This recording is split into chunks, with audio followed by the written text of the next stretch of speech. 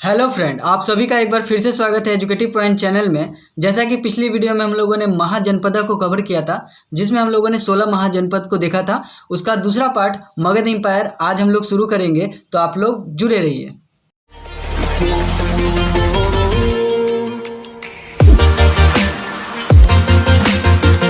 Lecture video शुरू करने से पहले आप लोग से एक छोटी सी रिक्वेस्ट है दोस्तों कि प्लीज़ आप लोग इस वीडियो को लाइक करें और शेयर करें और सब्सक्राइब करना ना भूलें।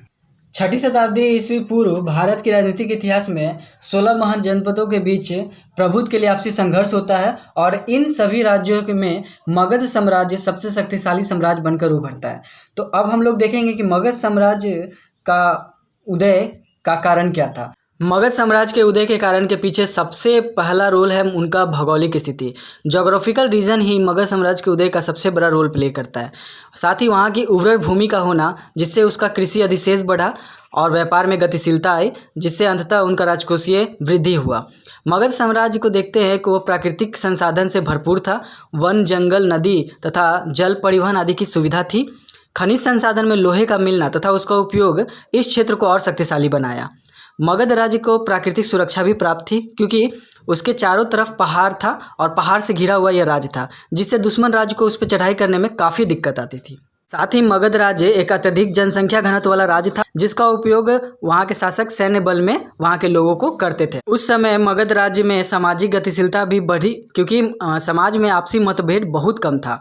मगध समाज का उदय का सबसे महत्वपूर्ण कारण था वहाँ मगध के शासकों की भूमिका। तो अब हम लोग मगध साम्राज्य के महत्वपूर्ण शासकों को मगध साम्राज्य के महत्वपूर्ण शासक में देखते हैं कि वहाँ पे महत्वपूर्ण शासकों का साम्राज्य रहा, जिसमें पहला था हर्यक वंश, जिसका शासक बिंबिसार था। दूसरा था शिशुनाग वंश, जिसका शासक शिशुनाग था। तीसरा था नंद वंश, जिसका शासक महापद्मनम तथा धनानंद हुआ। और लास्टली मौर्य वंश, जिसका शासक चंद्रगुप्त मौर्य था। तो अब हम लोग इनका डिटेल में अध्ययन करते हैं। तो देखते हैं कि बिंबिसार, तो मगध साम्राज्य का वास्तविक संस्थापक बिंबिसार ही था। यह बुद्ध के समकालीन थे तथा बिंबिसार ने अंग देश पर अधिकार कर मगध को मिलाया।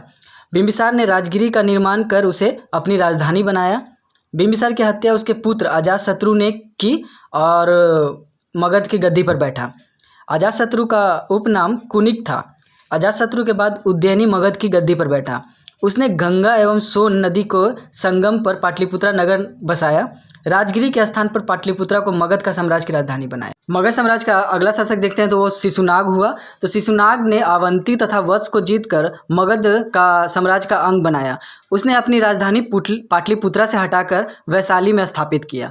शिशुनाग के मृत्यु के पश्चात उसका पुत्र कालाशोक राजा बना और उसने अपनी राजधानी पुनः पाटलिपुत्रा स्थानांतरित कर दिया और तब से मगध का राजधानी पाटलिपुत्रा ही बना रहा।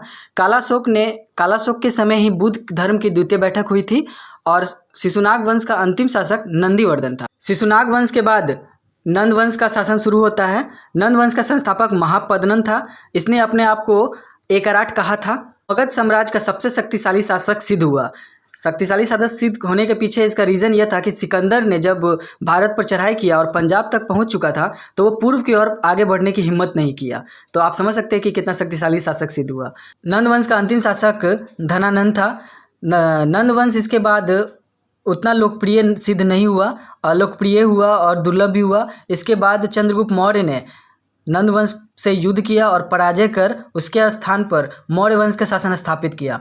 चंद्रगुप्त मौर्य के शासन में मगध साम्राज्य चरमोत्कर्ष पर पहुंचा। तो नेक्स्ट वीडियो में हम लोग मौर्य साम्राज्य को देखेंगे। तो आई होप ये वीडियो आप लोग को अच्छा लगा हो तो प्लीज़ लाइक करें, शेयर करें और सब्सक्राइब करके बेल आइकन दबाना ना भूलें।